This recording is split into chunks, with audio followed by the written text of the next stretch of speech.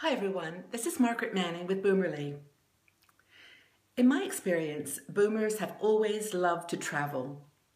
In our history, we just always had that sense of adventure, wanted to get on the road and in our friend's Volkswagen bus and, drive coast to coast and experience life through, new cultures, new people.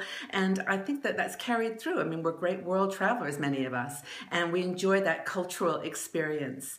And I think that sense of adventure has stayed with us in all kinds of areas. But as we've gotten a little bit older and perhaps, travel has become a bit more expensive, there seems to be almost like an economic divide now about those boomers who've continued to travel and love it and talk about it and embrace it, and those that have decided it's really too expensive and not for them.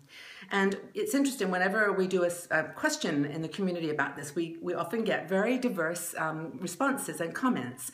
And some of the people, will say, travel's only for rich people. It's not for me. I can't afford it. I'm on a pension or Social Security, and I just, it's not for me. I wish I could. I wish I was rich like everyone else.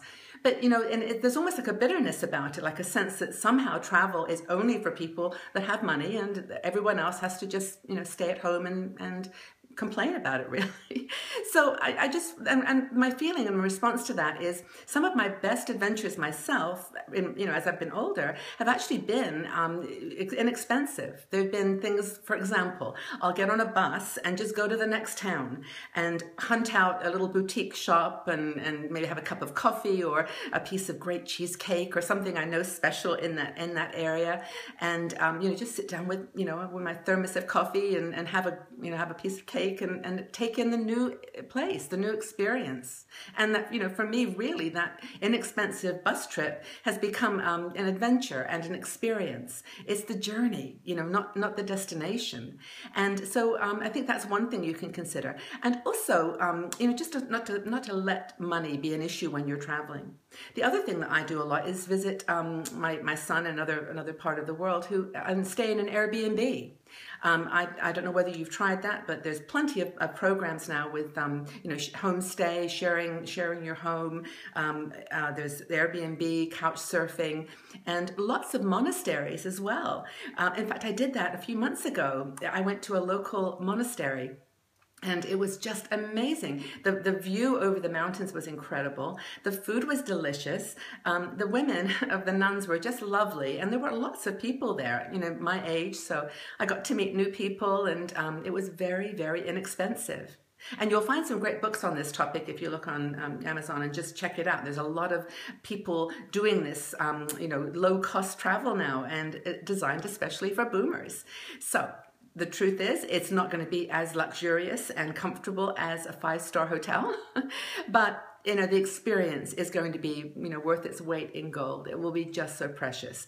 So I guess my encouragement is, if you are thinking about travel and think that you cannot do it because of finances, maybe rethink that. Look at, when you were younger, travel for you was an adventure. It was a way to discover yourself and, learn about other people, other places. Now you're in your 50s, you can do that still. You may have to be a bit creative and watch your budget, but you can do it and make that journey really precious and special as you get older.